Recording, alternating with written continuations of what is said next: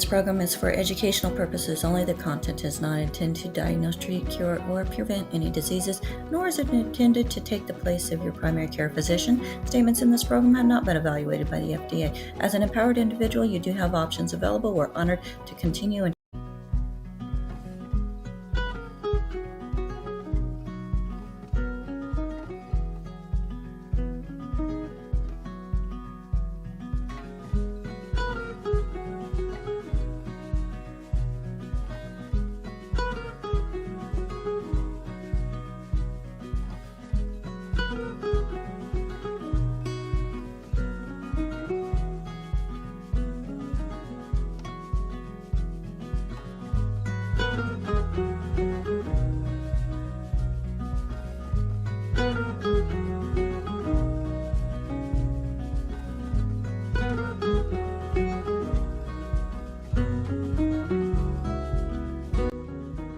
welcome to Daily with Doc and Becca.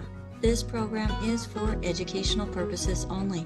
The statements in this program have not been evaluated by the FDA. The content is not intended to diagnose, treat, cure, or prevent any diseases, nor is it intended to take the place of your primary care physician.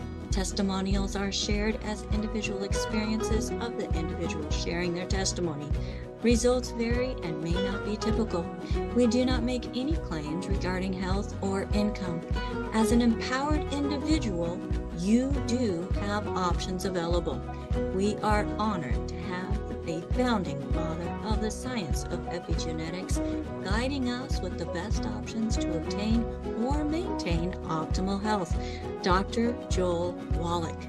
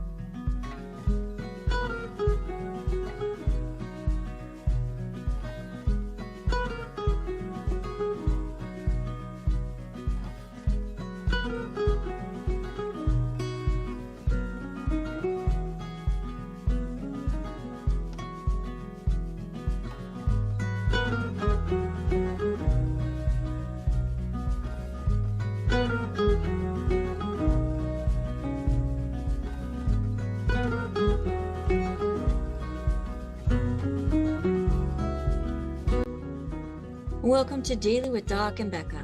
This program is for educational purposes only. The statements in this program have not been evaluated by the... Hello, everybody. Welcome to Daily with Doc and Becca. And today is Pharmacist Fridays on Daily with Doc. So we want to say thank you. If you are here live with us, welcome. And make sure that you have that chat on. Make sure that you are watching that profile that says a smile, as that is what the rest of the world is seeing, whether they're watching the live stream or watching a replay. Now, no matter how you got here, if somebody referred you, make sure that you get back with them because they cared enough about you to share this program with you, knowing that there is something within that is going to maybe flip a switch for you as to might be an option to a solution you have not found yet. So welcome, and just want to say hello to everybody that is out on all the different live streams. If you would like to join us live, you are more than welcome to do so by going to zoom.dailywithdoc.com. zoom.dailywithdoc.com. That is Wednesday, Thursday, Friday from 12 to 1 p.m. Pacific, 1 to 2 Mountain, 2 to 3 Central, and 3 to 4 Eastern time. If you're beyond the United States or beyond those time zones, you know, Siri and Google are great resources to find out what time that would be in your time.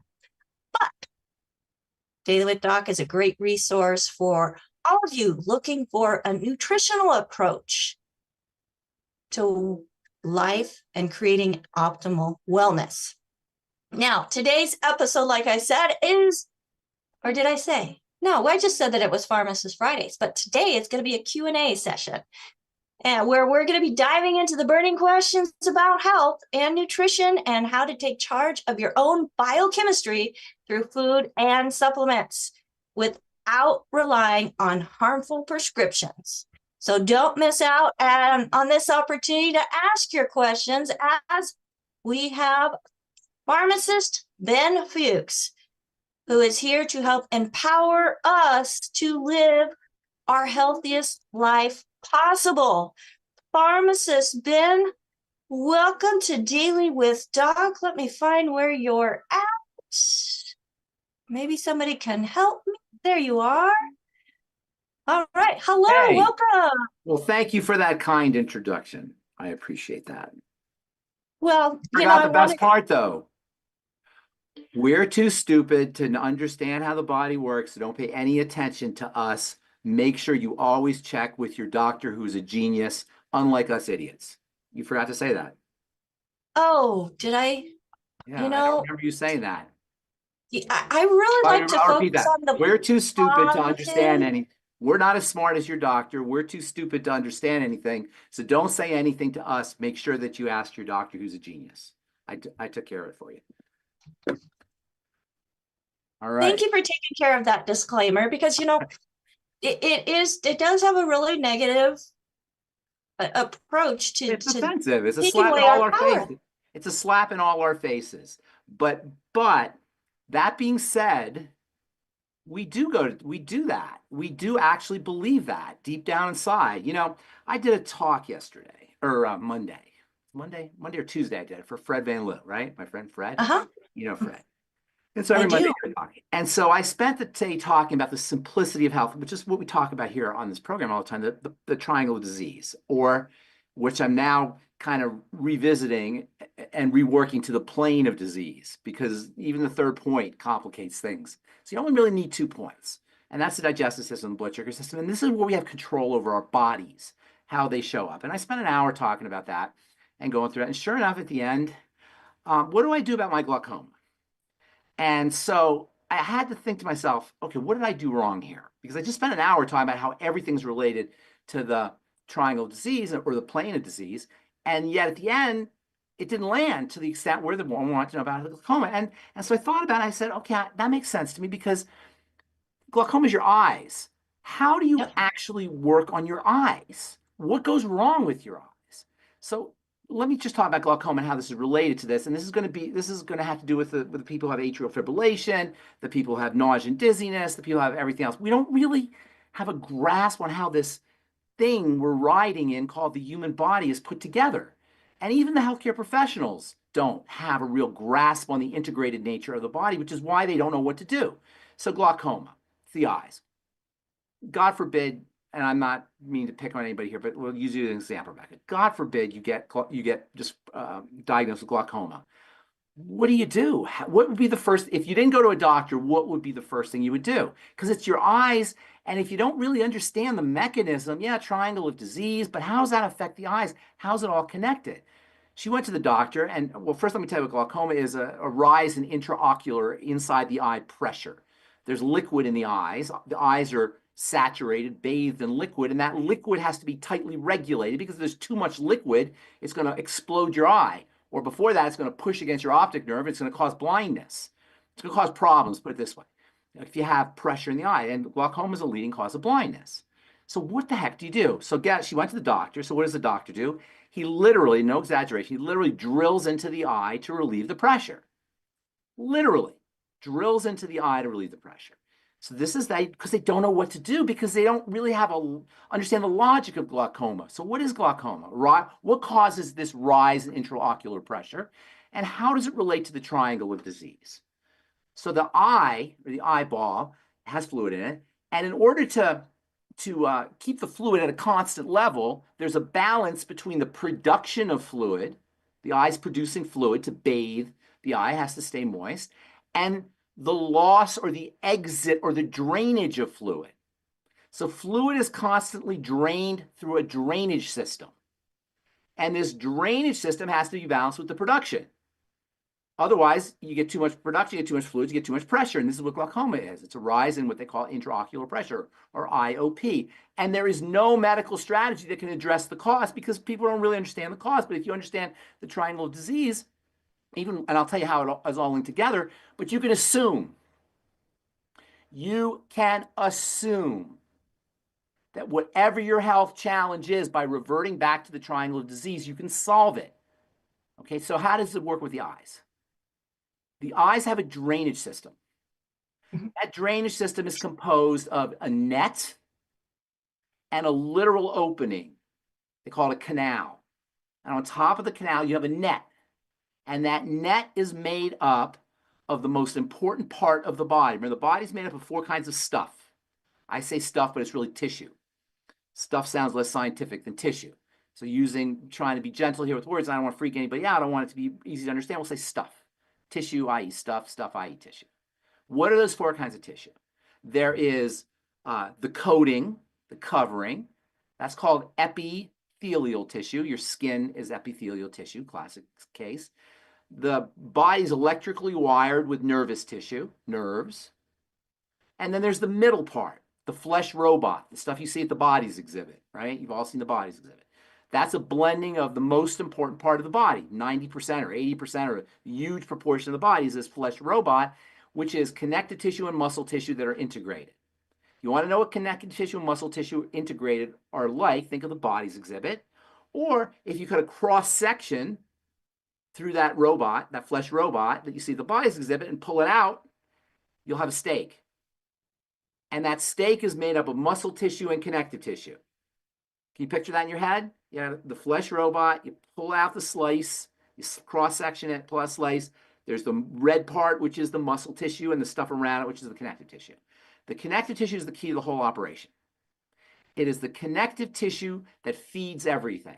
Connective tissue is called connective tissue because it connects everything, pulls everything together, but really it feeds everything. It oxygenates everything. It detoxifies everything.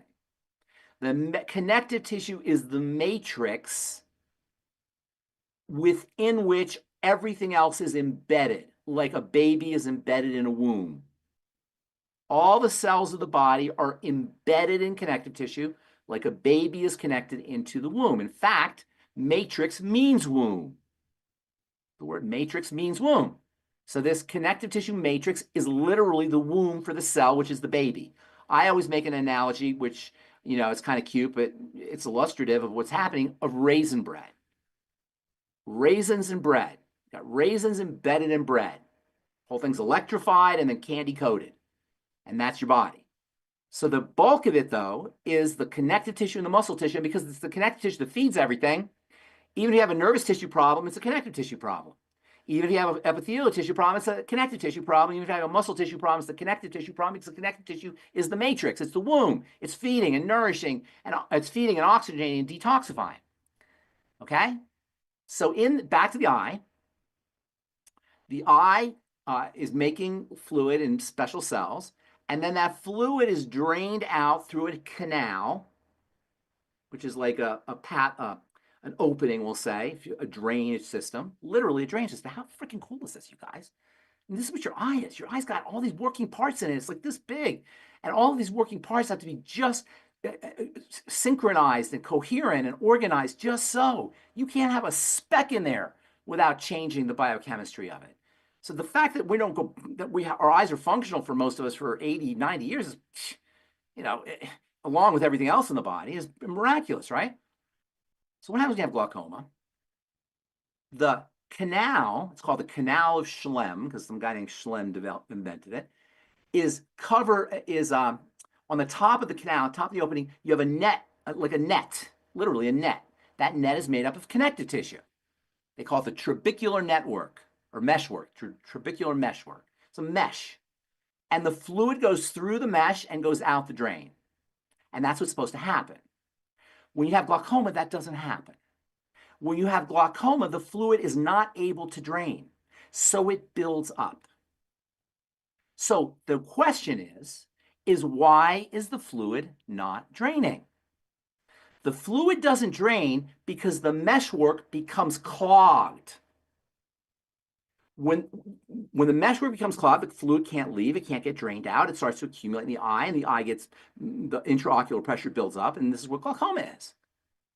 So then the question is what is going on with the meshwork that's causing it to clog up? Well, the meshwork, the trabecular mesh, is a type of connective tissue. One of the hallmark signs of aging is breakdown and deterioration and fibrosis, fiber formation of the connective tissue. This is what aging is about. And you can see this by the hunched over appearance that older people have, by the osteoporosis, by the scoliosis, by the arthritis. These are all deterioration of the connective tissue. Wrinkles, deterioration of the connective tissue. Blood vessels exploding or hemorrhaging or becoming weak, or aneurysms, cholesterol deposits, patching up those weak blood vessels, deterioration of the connective tissue. So aging is deterioration of the connective tissue. Glaucoma is caused by deterioration of the connective tissue. Everything's deterioration of the connective tissue. So then we backtrack further and say, what causes deterioration of the connective tissue? Two things.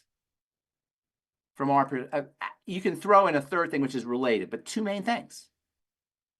Toxicity enters into the bloodstream through the gut, and dysglycemia, changes in how metabolic syndrome, if you will. Toxicity, and you don't need to know these mechanisms, but it's cool to know them. Toxicity gets into the bloodstream. We call that leaky gut. That's where you start. Everybody. I'm not saying I don't talk to everybody when they ask questions and say, do a food diary and fast and work on your digestive health, because I'm Mr. Organic guy. I'm not Mr. Organic guy. I'm not Mr. Eat Right, David Avocado Wolf, make sure you eat your veggies guy. I'm just telling you, this is how it happens. Toxicity gets into the bloodstream. It gets dumped into the connective tissue. That's where autoimmunity comes from. That's where inflammatory diseases come from, of all kinds. Cancer comes from, everything. And then secondly, metabolic syndrome, because sugar breaks down the connective tissue. Insulin causes disturbances in the production of connective tissue. So once you have these, the connective tissue starts to break down globally, everywhere. Connective tissue doesn't break down just in one area. That's not how the body works. It's a system. So the connective tissue breaks down, it's breaking down everywhere. So that if you understand that glaucoma is a connective tissue issue, can you see how weird that is? Who the heck would ever say glaucoma is a connective tissue issue? But now I've just told you the mechanism. Even the doctor didn't know. He took a drill and drilled the eye. But if you see it's a connective tissue issue, and arthritis is cartilage, is connective tissue, is a connective tissue issue, and osteoporosis is bone's connective tissue, and it's a deterioration of the bone. Osteoporosis is a connective tissue issue, and the dermis in the skin is composed of connective tissue. And as you get old, you get wrinkles and thinning of the dermis, connective tissue issue. And when blood vessels break or become weakened, you can have an aneurysm, or you can have cholesterol deposits, or you can have clogged arteries, atherosclerosis. All of these are connective tissue issues. What you have here with glaucoma is arthritis of the eye, osteoporosis of the eye, aneurysm of the eye, connective tissue deterioration of the eye. So what's the answer? How does the connective tissue get deteriorated? Point number one, point number two. And it should come as no surprise to anybody that, and this is one of the ways you should, as health coaches and even probably patients should look at health problems, is with something called comorbidities. Have you heard that term, comorbidities? Yes, I have. What's a comorbidity? Things that cause things to die away? No, co is like a co-pilot. Like you have a second pilot. A co is a second thing, right? Okay. A morbidity is a disease. The Latin name for a disease. Morbidity is death. A comorbidity is another disease that happens with the disease you're looking at. There are comorbidities, and they give you clues to what's happening. So, for example, a classic comorbidity of glaucoma is diabetes. They go hand in hand. A classic comorbidity with glaucoma is digestive health issues, whether it's Crohn's disease or celiac disease or irritable bowel or leaky gut. These are comorbidities. They happen with the glaucoma, but now that you know the mechanism, you could see why.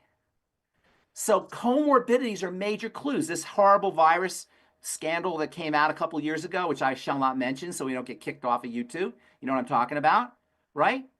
Would it surprise anybody to know that the biggest comorbidity was blood sugar, was dysglycemia, and a second comorbidity was digestive health? Long COVID, or, I don't even want to say it, but, long, where you keep having, would it surprise anybody to know that long, whatever, is associated with digestive health, ulcerative colitis, and dysbiosis, and irritable bowel, and metabolic syndrome? Long Lyme disease, chronic Lyme disease. You've heard this. Oh my God, chronic Lyme disease. What do I do? Nobody knows what to do. Would it surprise anybody to know that chronic Lyme disease is associated with dysglycemia as a comorbidity, or diabetes and intestinal issues as a comorbidity? What is this telling you? They're all the same thing, which means we simplify. Like I said last week, we reduce. Remember your reduction. You take a big bunch of fluid, you reduce it, and you get the essence of it. So you reduce it. You reduce all of this stuff down to its basic lowest common denominator points, which are always, always, always. I have looked at this for 40 years, and I've yet to see a hole in it. This is a perfect theory, a perfect idea. Digestive, blood sugar. Just work on those 2 points. Don't overthink. And I know somebody's going to be on the call because it just doesn't land. I'm not knocking anybody because, I study this stuff. You guys don't study it. I study it. So I'm not trying to be mean or anything, but somebody's going to ask me about their arthritis on this call. What do I do for my arthritis? Somebody's going to ask me about their glaucoma on this call. And I'm going to say the same thing I say, all the time. Work on your digestive health. Control your blood sugar. And there are supplements that you can take that will support all of this. But the main biological breakdown, the main way the body breaks down is the digestive system and the blood sugar system. And this happens to all of us because of the way we eat, because of the way we're born, because of the way our parents, our mothers ate. So this is a human issue. No matter how healthy somebody is, by the time they reach a certain age, or I should say that, no matter how healthy a person tries to be, by the time they reach a certain age, they're going to have some issues with the digestive system because you can't eat good. There's no way to eat good. I went to Whole Foods and I bought some turkey, broiled turkey. They have it packed up. I looked in the ingredient deck, sugar, right in the turkey. Who does that? You buy tuna fish. It's got mayonnaise. What's the mayonnaise made with? Rancid oil. You buy anything with flour in it. It's got rancid oil. Flour is a main source of rancid oil that nobody ever talks about. Not to mention the things you do to the flour. So it's impossible to eat right. It's impossible. It's impossible to live 120 years, even if you're doing everything right, because just the nature of our society, but you can mitigate the problems. And that's what we're talking about here, is you can reduce the problems. So maybe you're not going to make it to 120, but you can make it to 100. And when you get to 100, you're not going to fall apart, or at least you'll fall apart, not going to fall apart too dramatically. How are you going to avoid changes to your blood sugar? We have to drink the water. It's got chlorine in it. It's got estrogen in it. It's got fluoride in it. Only God knows what's in the air we're breathing. So it's not possible to be perfectly healthy, but you can mitigate all of this by working on digestive health, by eating as little as possible. For everybody on this call, eating is for kids. There's no kids on this call. For all of us on this call, we eat way too much. We don't need to eat. And I'm not saying this to attack anybody. I'm just saying these are leverage points. These are power points. These are places that give us control. The most important invention ever was the lever, not the wheel. People think it's the wheel. It's the lever, because with a lever, you take a little move and you can have a big effect. Leverage.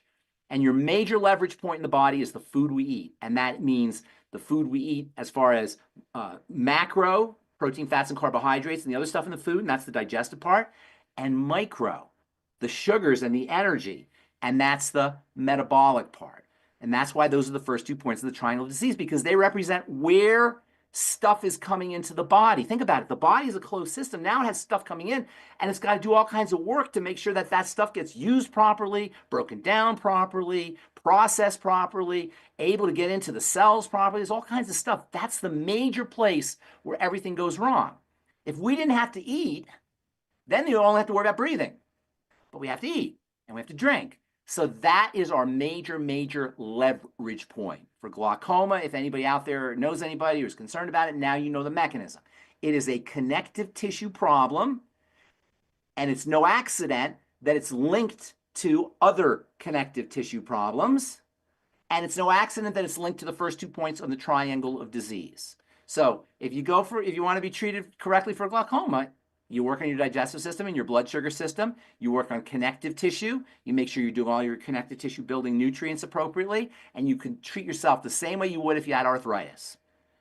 Now, so, I mean, without knowing this about the eye, who would ever think that the eye is like the bones, or the eye is like the joints, or the eye is like the collagen in your blood vessels or your skin? Who would ever think that glaucoma is wrinkles of the eye? But once you see how the whole thing is put together, does this make sense? Can you see what I'm saying? Yeah. So the next time you go to one of these guys, medical professionals, you're going to get whatever they do. That's what they do. I'm a scorpion. That's what I do. And I don't mean to say that they're scorpions, but we do what we do. We go to the doctor, you get doctored, So you get glaucoma, you go to the doctor. He's not going to tell you about connective tissue. He's not going to tell you about glucogel caps. He's not going to tell you about dysglycemia, metabolic syndrome, and leaky gut. He's going to say, let's give you a steroid, or let's give you something to force open the canal, or drill into your eye. That's what happens. I know it's crazy. It's absolutely ludicrous, but this is the world we're in. And that's why I tease you when you say, you do your little, This program is I for know you have to do it. educational. I know you have to do it. I'm just teasing a little bit, but that's what happens is we have this world we're in where we believe we're stupid. We're told we're stupid. One of the greatest crises that human beings have is a phenomenon known as learned helplessness. Have you heard of this concept of learned helplessness? If you take a rat and you put it in water, and you have a little bridge that it has to get out of the water, but you don't let it get to the bridge. You keep pulling the bridge apart. Eventually, it'll tread water for a while, and it'll try to get to the bridge, and eventually just give up. That's called learned helplessness. It's really a literal psychological concept or theory, learned helplessness. And this is what happens to us. We learn to be helpless.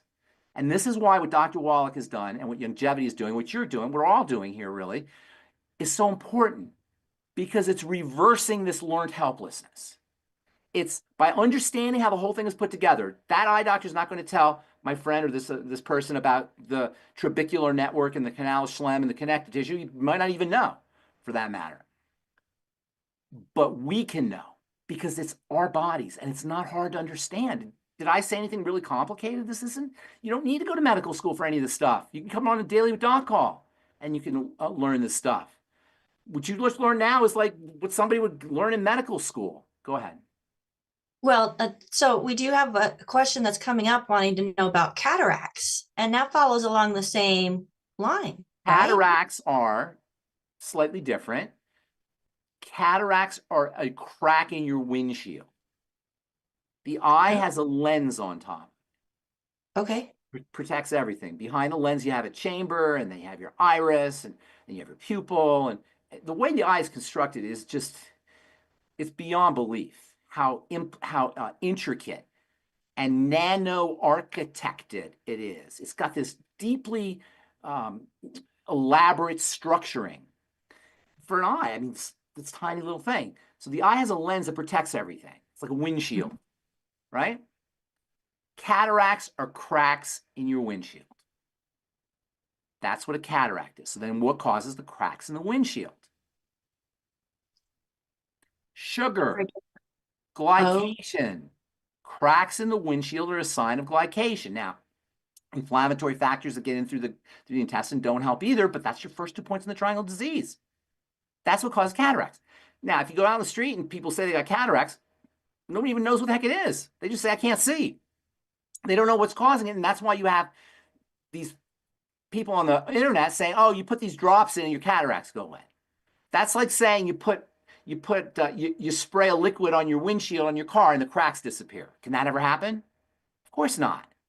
You got cracks in your windshield. So once they happen, they got to take the lens out, and they got to put a new lens in. You got to put a new windshield in. You don't want to get there. You don't want to go to that point. Now, the surgical procedures these days are pretty, they got it down pretty good. And there's a lot of very successful surgeries, but there's a lot of non-successful surgeries. So you don't want to be playing around with your eyes.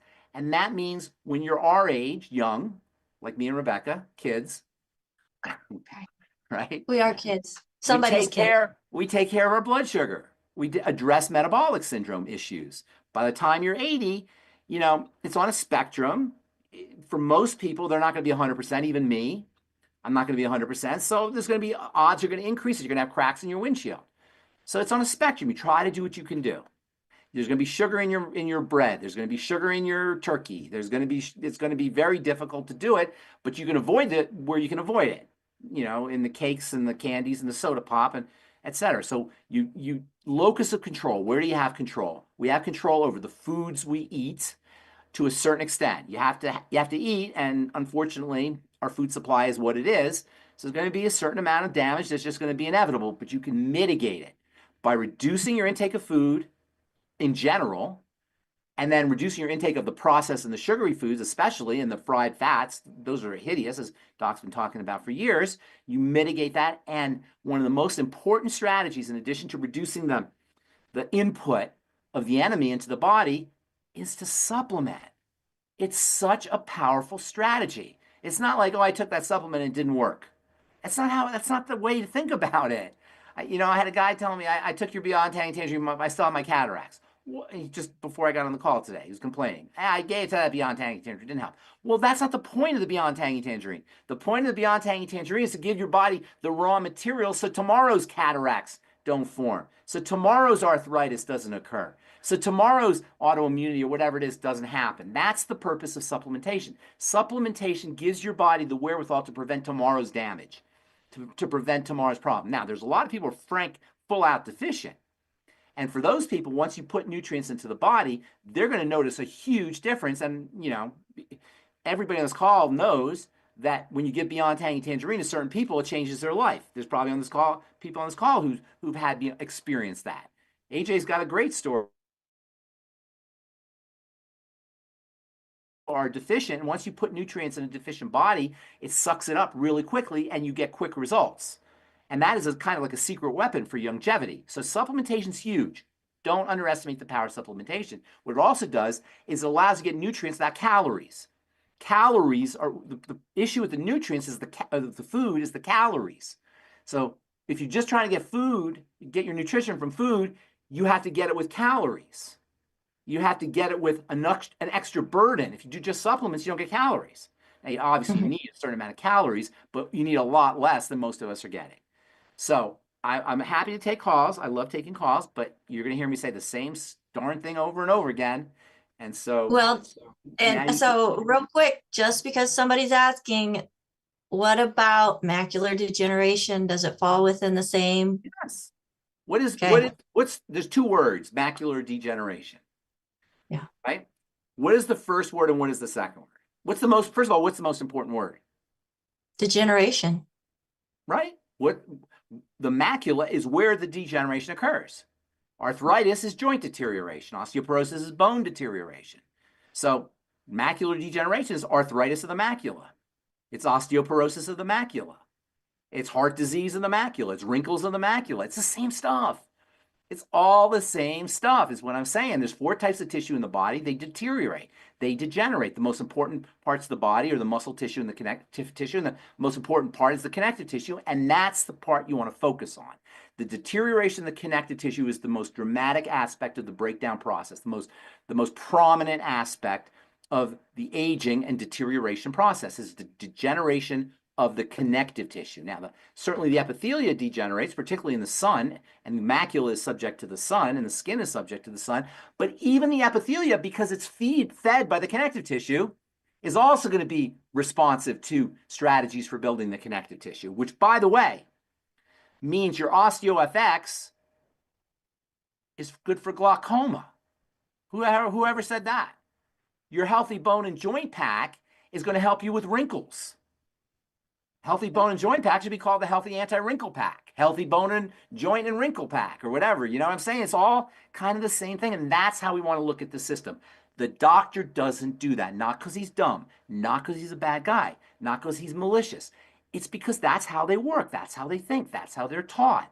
They reduce everything to just the eye. And if you have glaucoma and it's just the eye, what the heck are you going to do? You can't work on the eye. You can't take the eye out. What are you going to do? Of course, you're going to drill through it or put poison in it that opens everything up because it's just the eye. You don't see how it's connected to the bone. You don't see how it's connected to the fascia. You don't see how it's connected to the dermis, the collagen in the dermis, because we're only seeing the eye, or we're only seeing the heart, or we're only seeing the pancreas, or we're only seeing the specific parts of the body. So when you have a heart problem, you go to the cardiologist. You have an eye problem, you go to the ophthalmologist. You got a bone problem, you go to the osteopath or whoever takes care of bone. You know, we reduce everything into its specific organ and target that specific organ, but because you can't do it. It's not possible to target a specific organ except for poisoning it or removing it or drilling through it. That's the kind of treatment we get. That's called being doctored. And I make a joke about it, and I don't mean to be mean-spirited or anything, because I have lots of friends who are physicians, and they are largely beautiful human beings. And in terms of life-threatening injuries, life-threatening conditions, they save lives. So this is not a knock on them. It's a knock on the model, and it's on us. Because we're going there. Nobody's forcing us to go there. Okay. So. Okay. So that was a great introduction. Thank you. Folks, if you got eye issues, it's not an eye issue. Yes, if you have an eye issue, it's not an eye issue necessarily. Now, there are local things that can happen. You can get something stuck in your eye or, something can happen. Yeah. But the degenerative process that's associated with aging is not a local issue. Degeneration is not local. It's global. All right. So here's a question for you. Yes, ma'am. I have somebody that craves tangy tangerine and osteoFX. Okay. Can you take too much? You'll pee out the Beyond Tangy Tangerine. It's water soluble. OsteoFX, vitamin D is stored. There's vitamin D in there. So theoretically you could, but vitamin D has to be activated, and you won't activate it if you don't need it. So you'd have to really work at it. It's not necessary. But you have to drink the whole bottle all at once or something ridiculous. Shy of ridiculousness, no, you're not going to overdose on it. All right. Now, since you were bringing up vitamins, we have an individual that's been taking the tangy tangerine and did a blood test, and there's elevated B12. Why would I hear that periodically? First of all, B12 is urinated out. So it's almost impossible to have too much B12 because you'll just pee it out. It's a water-soluble vitamin. It is stored in the liver. So if you have some kind of liver issue, it's conceivable there could be a problem. But don't blame the B12. There are doctors who'll say don't take B12. And that's because that's how they think. I'm not knocking them, but that's not the solution. The solution is, why is your B12 elevated? And it's usually because if it is, it's really difficult for it to be elevated. I don't even know how they measure the elevation. They say and that's another thing, is the tests. How do they know about high and low? How do you know you're high on this and low on that? There's reference ranges. So who cares about the reference ranges? That's some statistical thing. And that's how we do things, because we can't really, medicine is a very inexact science. There's a lot of uncertainty in it, and we hate uncertainty, especially when it comes to our body. We don't want any uncertainty. But biology has uncertainty. So we try to minimize the uncertainty with computers and with statistics and with algorithms. But the problem is, individuals, or making a decision about individuals, doesn't lend itself to making decisions based on large numbers of people. Statistics is about large numbers of people. They hope that it'll all come out in the wash. Some people are high, some people are low, but it'll all come out in the middle eventually. It'll all come out in the wash.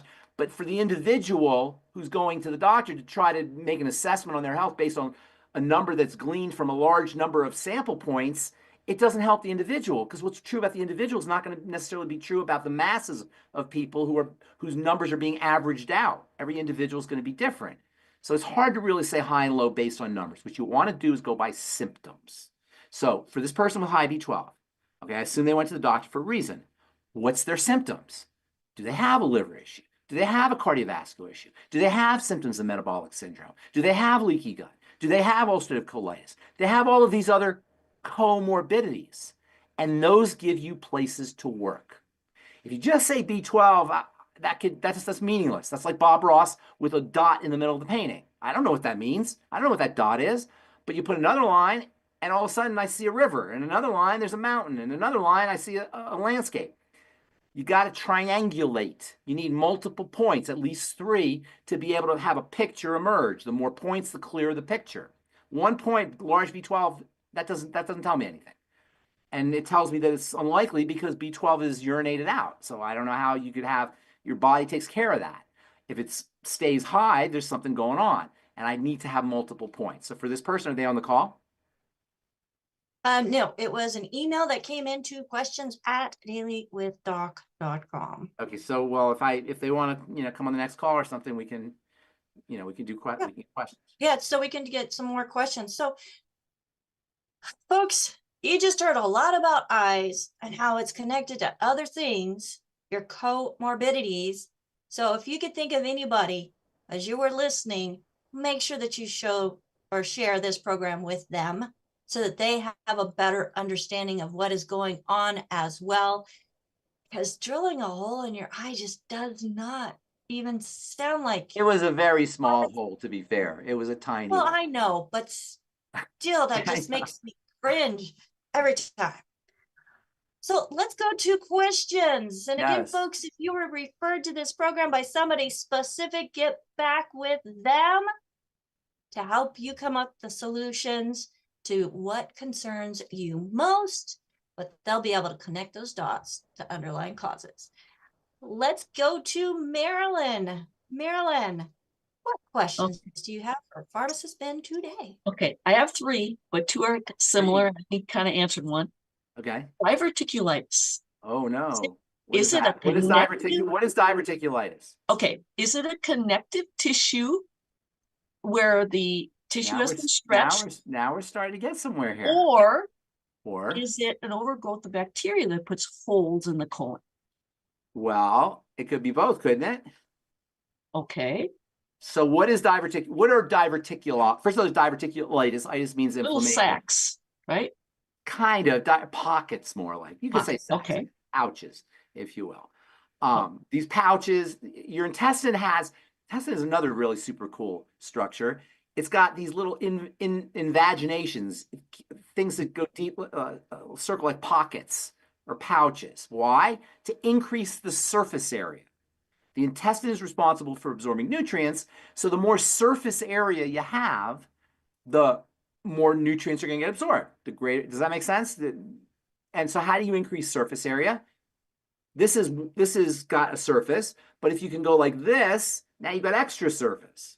So the nature will form pockets wherever it wants to increase surface area. Does that make sense? Mhm. Are you sure? That sounds like a good thing. Are you sure that makes sense though? Yes, sounds like a good thing. It is a good thing. It's a very good thing. The problem is these pouches are susceptible to stuff getting stuck in there. Remember, your intestines got a lot of bacteria too. So food and stuff getting through, bacteria and particles, they can get stuck, which is why you want to constantly be flushing the intestine. So more fiber? Well, that's one of the strategies, but hang on. If you don't flush if you don't have regular bowel movements, and constipation is a real thing, or if you're constantly irritating the intestine with the wrong kinds of foods like gluten and lectins and fried fats are very inflammatory for the intestine. And who doesn't eat fried fats? Old hormones, estrogen can be inflammatory for the intestine. All of a sudden, you can start to develop these deeper pouches. These pouches can get bigger. They're not really pouches at first. They're diverticula is like a deeper pouch. The intestine doesn't have really deep pockets, but over time that can happen. You can start to develop these small pouches, these diverticula. This is a pathological condition. There's not ordinarily pouches. I don't want to mislead. And I've seen some people get infections too. Absolutely, and it can be life-threatening, and it's incredibly, incredibly agonizing. Incredibly agonizing. But I want to be clear here. These diverticula is pathological. These pockets are pathological, these pockets. Okay? So what ends up happening is you get these bulges and these weak spots and this thinning, and it can be absolutely miserable, and literally it can kill you, life-threatening. And if it doesn't kill you, it can still be absolutely miserable. So what's the fastest treatment to try to resolve? Stop eating is Stop. the fastest treatment, to stop eating. When you stop eating, nothing is in the intestine. The intestine can start to heal. Now, obviously, you have to eat eventually, but when you eat, you want to eat very carefully. And when you eat very carefully, you want to, number one, try to get as much of your nutrition in liquid form, which is why the Beyond Tank Tangerine Excels and TMR Shake, etc. To bypass the digestive system. It will make it easier to pass through the intestine. You don't want to take a chance of things getting stuck in there. And you mentioned fiber earlier. Fiber can be contraindicated in this condition because that can get stuck in there. So you got to be careful with certain food. Has a break. Now you can stop eating for a little bit, but eventually you have to eat. When you do soups and juices, eventually you're going to want to start to introduce fiber into the system, and you want to make sure that you're correcting for bacteria. You want to make sure that you're correcting for bacteria in the intestine, dysbiosis, nightly essence, Microbiome. Microbiome support, but you got to be a little bit careful for there because a lot of times people have too much bacteria. So you got to be careful. That's why the best thing to do is to put the brakes on the food. Stop eating for a little bit. And when you have to eat as little as possible and try to do as much liquid as you can. What about the EFA plus? Because of that. Essential fatty acids are nature's aspirin. And all of the diseases that we have, we're talking about commonalities and comorbidities. The fundamental, it's not a comorbidity, it's more of a commonality. The fundamental common feature of all misery, all health misery, all pathology, all bodily breakdown, all of it, not a single form of bodily breakdown, pathology, disease, sickness, illness, less than being healthy, whatever term you want to use, is without the I word. What is the I word? Immune system? Inflammation. Bingo. Inflammation? Okay. Inflammation is the calling card of the immune system. Everything's inflammatory. Everything. There's not a single health challenge that does not involve inflammation. So given that, we're all here to help people with their health or help ourselves with our health, or our friends or family, whatever. Given that inflammation is the commonality, wouldn't it behoove us to understand what inflammation is? Right? So what is inflammation? What exactly is this When the blood doesn't recognize something. You're on the right track for sure. But boil it down to at very essence. An alien. There you go. That's exactly it. Inflammation is a defensive response against an alien, against something foreign, against something that's damaged. It doesn't have to be something foreign. It could be something in your body that's damaged. It's a protective response. I'm working here, so follow along. If all disease is inflammatory, that means all dis-ease, out of ease, is defensive, right? Everything is defensive. All of our illnesses are the manifestation of a defensive response gone awry, a hyper defensive response. Inflammation is a defensive response. It's behind all health challenges. You need inflammation. Inflammation is your best friend. You can't heal without inflammation. The way the body works is inflammation triggers anti-inflammation. What's supposed to happen is when you're inflamed, anti-inflammation comes to the rescue, and you can't have anti-inflammation unless you have inflammation, which is why anti-inflammatory aspirin and Motrin and all of those kinds of anti-inflammatory drugs have side effects, because they'll keep you from healing, because you can't go into the anti-inflammatory mode, which is where healing begins. Are you guys following this? So inflammation is very important, but it's out of control inflammation that is the problem. Inflammation is a defensive response. If a defensive response is the problem and you want to end it, work with me here. If a defensive response is the problem and you want to end it, what would be the logical question to ask? You got to remove the alien. What's causing the... What's the alien? Exactly. What is the offending agent? When we talk about dysglycemia, metabolic syndrome, and diabetes and blood sugar, the alien is the sugar. That's the thing that's getting into the body, is the sugar. That's the inflammatory substance, is the sugar. When we're talking about digestive health, the alien is the stuff that's getting in through the leaky gut. And we say getting into the body, by the way, we mean into the blood. That's really what we're talking about. the aliens and stuff. This is why the digestive system and the blood sugar system are so important. Diverticulitis is a food condition where the enemy is getting into the body, causing inflammation at the level of the intestine. Therefore, we got to figure out what the enemy is in terms of food or stop the enemy from coming in. And that's why stopping eating is so important. Again, you have to eat. But so these pockets just in the large intestine or in the small intestine as well? Mostly the large. Large. Mostly large. Diverticulitis is mostly the large. It may happen in the small intestine, but usually it's the large intestine. And that's where most bacteria are, by the way. Most of the bacteria in the body are in the intestine or in the digestive system or in the large intestine. You probably can, I'm pretty sure it's mostly the large. Why do you ask that? I was just curious. Because most of the metabolism comes in the small intestine. Small intestine is where small intestine is where you absorb most of your nutrients, but you do absorb nutrients in the large intestine. The large intestine is where most of these diverticula will appear. Why? But it can happen in the small intestine. Why, as opposed to the small intestine? Why? Probably because the bacteria, have way more bacteria in the large intestine. Okay. So it doesn't that would be my guess, is that's where it happens. And I want to be clear, the pockets are not, it's not normal to have pockets. It's normal to have increased surface area through kind of like a wrinkly. If you've ever seen a picture of the intestine, you know it has kind of like little wrinkly things. That's the surface area. The pockets are not normal. I didn't mean to imply that the pockets were normal. Okay. And one last thing, I had a client that had been on thyroid for medicine for 60 years. Okay, good. If they get off, will the body reintroduce? Let's talk about the thyroid. No, let's talk about the thyroid. Every year, the #1 best-selling drug in America is thyroid medicine. What is that telling us? Lots of people have thyroid problems. And every pharmacist knows, and probably most doctors, that thyroid medicine is notoriously ineffective, aside from maybe giving you a buzz real quickly, and it will give you some energy. But that's about it. Because the way the hormone system is supposed to work is it's supposed to work as needed. It's supposed to be responsive to the environment. The hormone system is the connection between the outside world and the inside. The outside world is perceived or transmuted into the inside world through hormones. So hormones are supposed to change with what's going on in your life.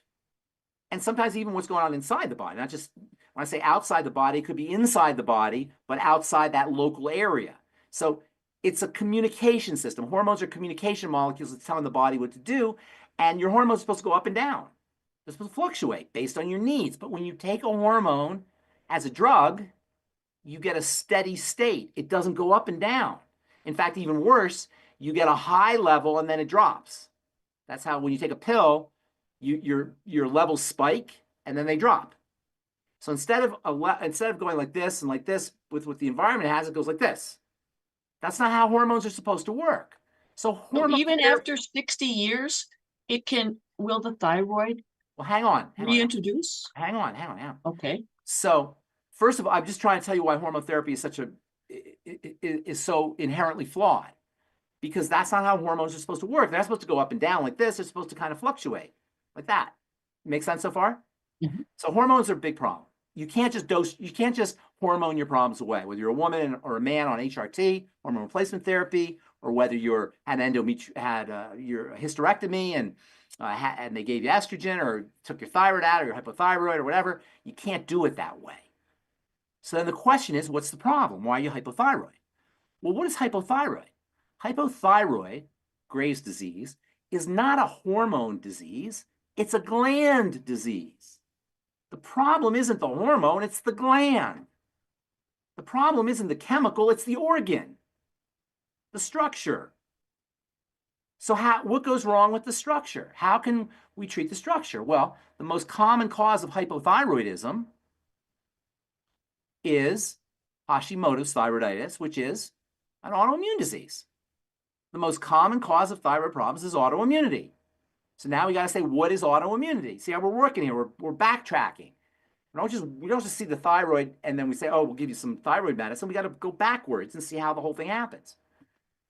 So how does autoimmunity begin? If there's 130 different autoimmune diseases, there's 30 or 40 million people who have autoimmune diseases, and usually you don't have just one. Too many aliens. Aliens.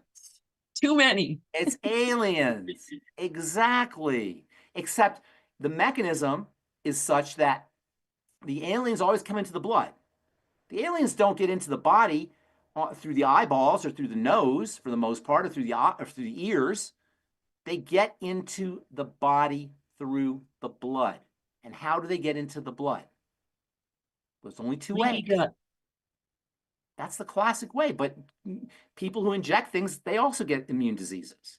So injecting things into the blood is another way we can do it. But for most of us, and that's why you want to be very careful about what you inject. You ideally never inject. But for the most part, it's leaky gut. So leaky gut represents the route of administration, the vector, the transmission point of aliens, as you say. Aliens then get dumped out of the blood. And I don't want to say this story anymore, but it's really a good story because it's illustrative. When I was a kid and I had to clean up my room, I shoved everything under the bed, right? And that's what the body does. It takes all the toxicity out of the blood because the blood has to be pristine. You know, the blood is, we think of the blood like a liquid, like a fluid, but it's really a very complicated organ. It's like a tissue. It's got all kinds of stuff going on in it. And it has to be kept just so, pristine, just the right amount of heat, just the right amount of acid, just the right amount of proteins, just the right amount of fats, just the right amount of everything. It's just so. And once you get toxicity entering into the bloodstream, boom, you're off to the disease races. You've thrown off this very incredibly tightly regulated balance with hamburgers or pieces of bread or sandwiches, gluten, lectins, or stuff that's coming in from bacteria, histamine, aldehydes, even little pieces of bacteria. And you throw everything off. That's a disaster for the body. Remember Lost in Space? Danger, danger, danger, danger. That's what the body's saying. Yes, danger, danger, danger. So the blood will then take all that stuff and dump it out. All that stuff gets dumped out, all that pus, and it's not exactly pus, but it's similar. It's white blood cells and dirt and, particles, and it gets dumped out. But the body itself is also tightly regulated. It can't handle stuff that's dumped out. Fortunately, there's a certain amount of stuff that the body, the tissue can absorb. But then that tissue becomes toxic, or alien, I should say. So when it gets dumped out into the connective tissue, now the connective tissue is alien, boom, the immune system will attack the connective tissue. We call that scleroderma, or you call that lupus, or you call that whatever connective tissue autoimmune disease you want to call it, and there's a bunch of them. It gets dumped out in the pancreas, you call it type 1 diabetes. It gets dumped out in the dermis, you call it psoriasis. It gets dumped out, or the epithelia, the surface of the skin, the epidermis, you call it psoriasis. It gets dumped out in the thyroid, and you call it Hashimoto's thyroiditis. So once again, backtrack to the triangle disease. Now, it's even worse with the thyroid. It's especially problematic because the thyroid controls the digestive system. So once you're hypothyroid, now you end up with even worse digestion, which then, of course, takes you back down the triangle. The thyroid regulates the pancreas, the metabolic system.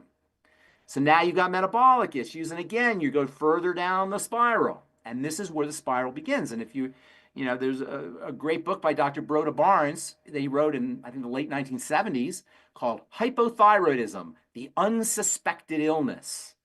Meaning, it's behind heart disease, it's behind cancer, it's behind autoimmunity, it's behind dementia, it's behind all these other health challenges. So they call it the unsuspected illness because everybody's heart disease is focusing on the heart.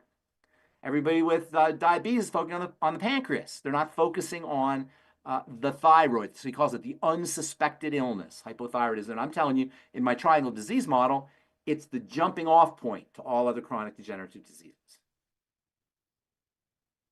Okay?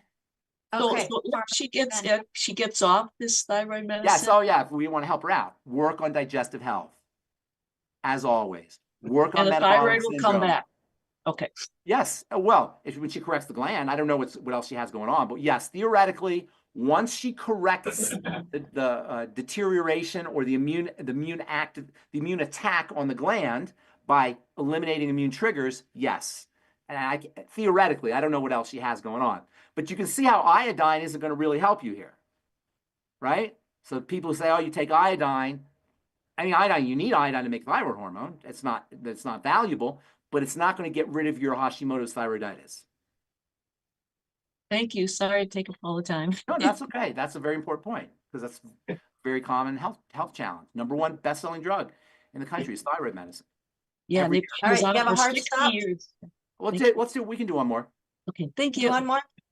All right, thank you so much, Marilyn. And yes, that happens or is affecting so many different people. So we know that's another great segment that's going to be beneficial. So we did a poll out on YouTube, We did a Pharmacist what? Ben.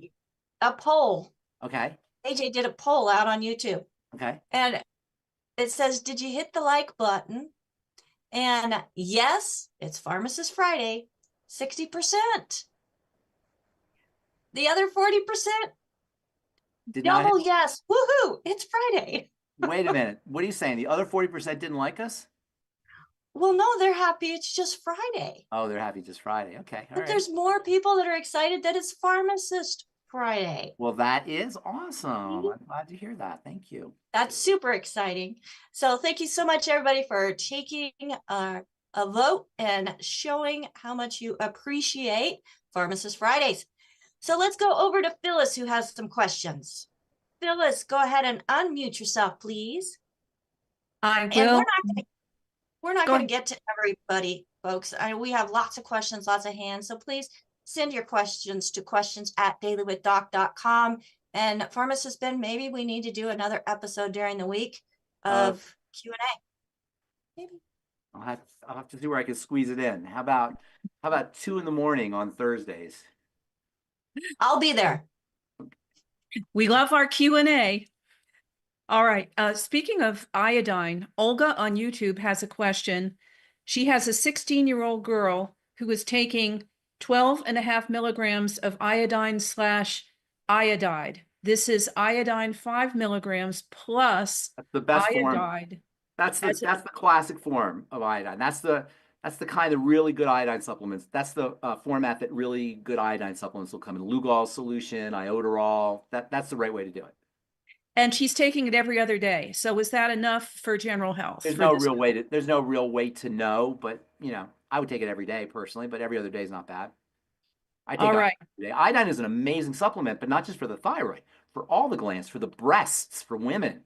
It's especially important for the adrenal glands. It's important for all of the glands of the body. Iodine is a glandular nutrient, and iodine deficiency is very common because iodine is only found in the ocean.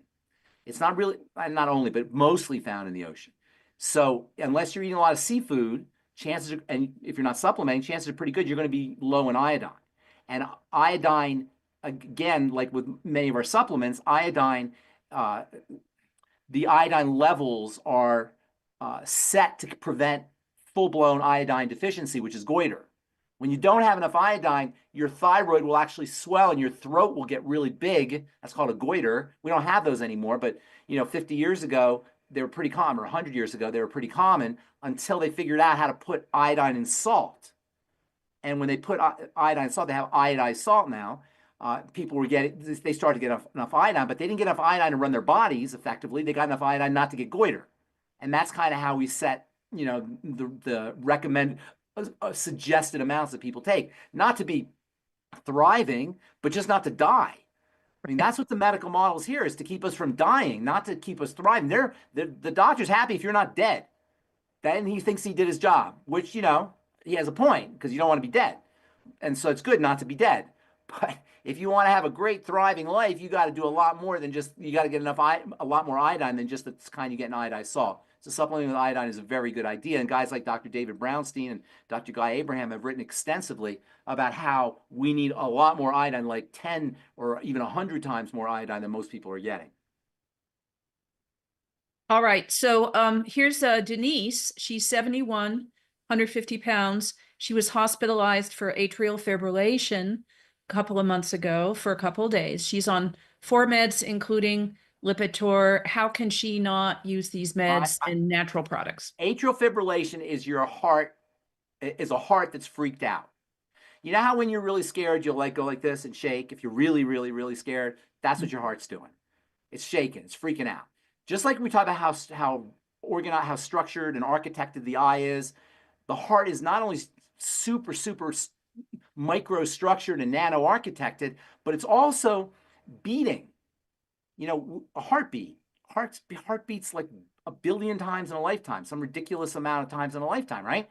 How does a heartbeat happen? For a heartbeat to happen, so many things have to go right. However, once the body is deprived of its basic nutrients, once it's inflamed, and once it's dealing with oxygenation issues, the heart is very, very dependent on oxygen, it starts to become dysfunctional. It doesn't beat properly. So basically, atrial fibrillation is a sign that the blood is doesn't have what it needs, and that it's toxic. Remember, the only 3 things that can go wrong with a cell, whether it's a cardiac cell, a heart cell, which is responsible for beating, or a brain cell, which is responsible for thinking, or an intestinal cell, or any other cell in the body, there's only 3 things: starvation, suffocation, and toxification. Toxification means toxicity, and sugar counts as a toxin. Starvation is lack of nutrients. Suffocation is a lack of oxygen. So atrial fibrillation is caused by toxicity. Usually sugar is involved, and comorbidity, diabetes, and atrial fibrillation go hand in hand. Oxygen is also involved, and slow, deep, rhythmic breathing can be very supportive. And your patient will know, this person will know, that atrial fibrillation tends to get worse when you hold your breath. I don't want you to do that, but if you were to notice when your heart started to fibrillate, there was some oxygenation issues. And then, of course, there's the nutrition that's also very important, particularly the energizing nutrients like B vitamins, vitamin C, and essential fats. And I meant to say this when you asked about essential fats. I kind of slipped my mind, Marilyn, earlier. Essential fatty acids are nature's aspirin. They're the natural aspirin. They're the natural anti-inflammatories. The inflammatory system runs on fats.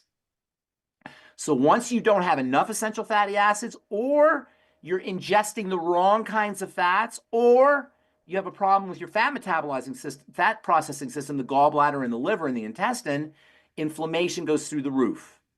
And so fats are very important as well. And the heart is very dependent on fats also. So your ultimate EFAs are very important. Magnesium has a nice relaxing effect on the heart. So your osteomag or osteoFX is going to be very important. Healthy bone, healthy brain and heart pack. I would definitely be on that. Fucoid Z, which I wouldn't mind doing just a whole show on Fucoid Z because there's so many benefits to that, is a wonderful blood thinner that will keep the blood moving so you get more oxygen to the heart, more nutrients to the heart, and more toxicity away from the heart. So atrial fibrillation should be regarded as a digestive health issue, a blood sugar issue, and a oxygenation and nutritional deficiency issue. By digestive, I mean toxicity. And by blood sugar, I mean insulin and sugar, both and blood glucose, both of which are associated with atrial fibrillation. So you might want to consider your healthy blood sugar pack in addition to reducing your intake of fast-burning sugars, fruit juices, pasta, rice, potatoes, desserts, soda pop, that kind of stuff, as well as increasing the fiber and increasing water. These are all for blood sugar. Something as simple as drinking water is going to dilute your blood sugar. And then digestive health strategies, first 2 points on the triangle of disease, healthy brain and heart pack. And then if you want to throw in a few extra things, ultimate selenium, as Doc's been talking about for years. Selenium is super important for the heart. Osteomag, magnesium is very important for the heart. BTT, like it's going out of style because of vitamin C. Vitamin C is really important for the heart. All of these are wonderful strategies. The cholesterol drug they're doing is not going to help her with her atrial fibrillation. I don't know what other drugs she's taking.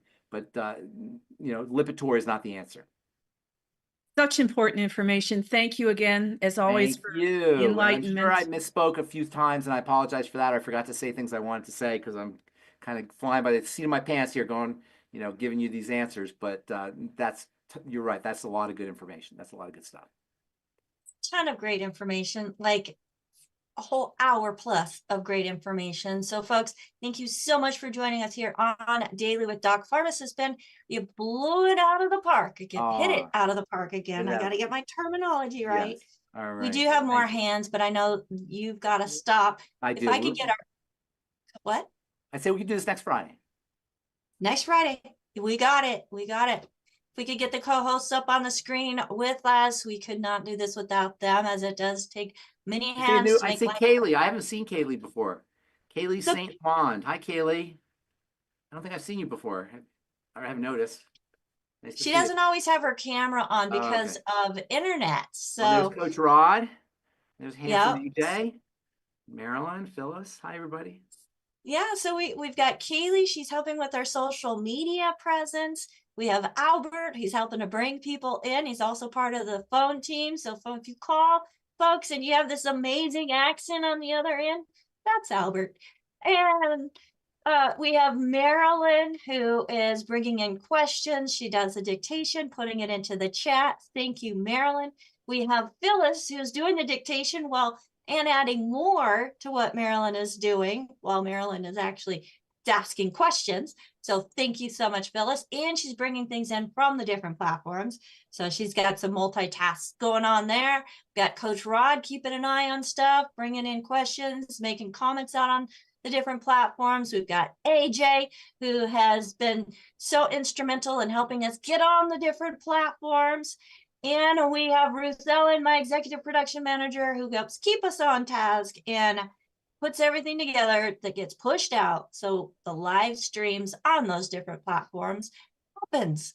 So Pharmacist Ben, we've got a great team. And this is just a small fraction of the teams around the world who are here wanting to make sure that you're getting the information that is empowering to help you make better choices. So I think we've got a great team, Pharmacist Ben, and thank you for being part of it. Thank you, Rebecca. You need some props yourself. Thank you for what you're doing. Oh, well, thank you. AJ, you still have your hand up. Was there something I missed?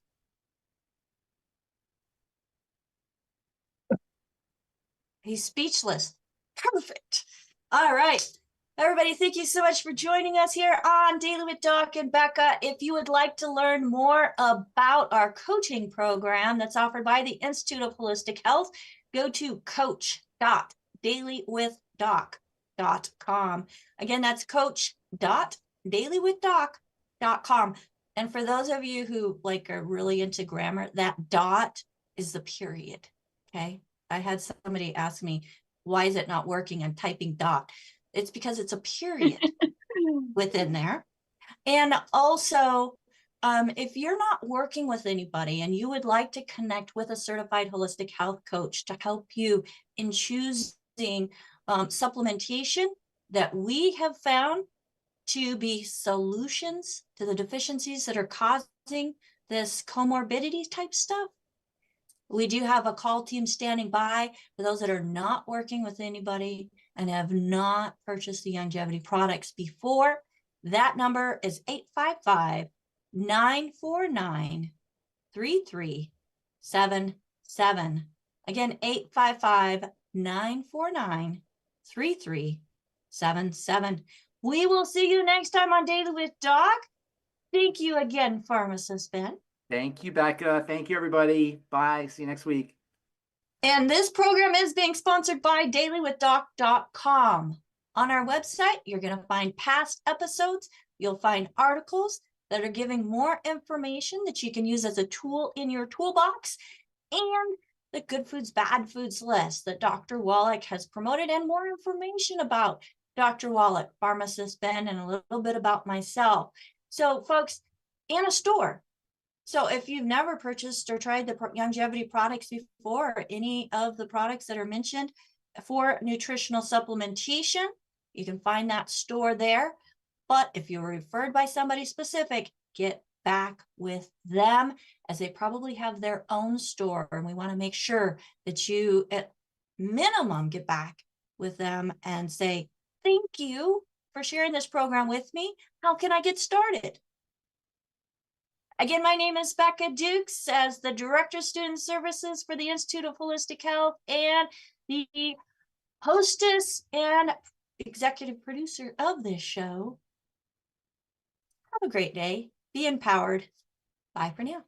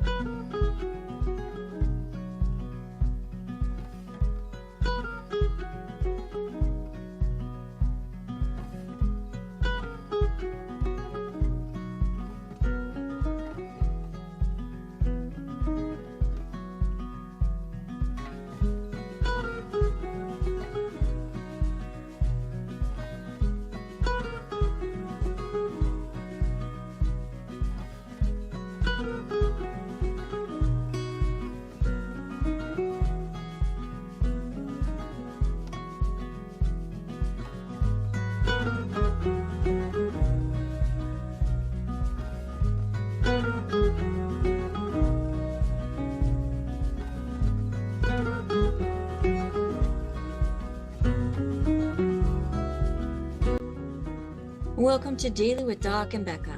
This program is for educational purposes only.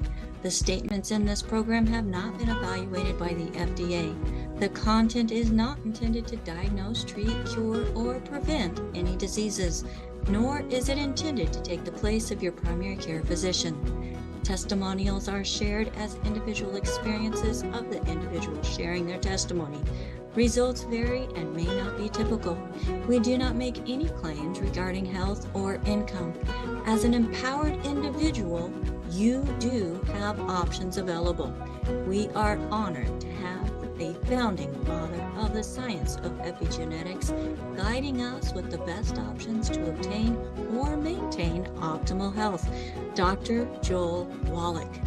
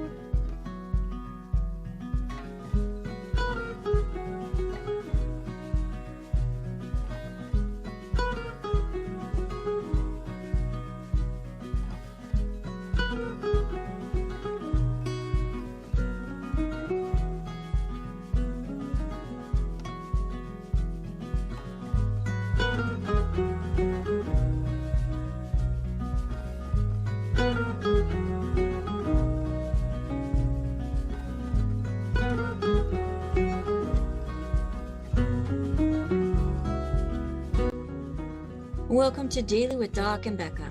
This program is for educational purposes only. The statements in this program have not been evaluated by the FDA. The content is not intended to diagnose,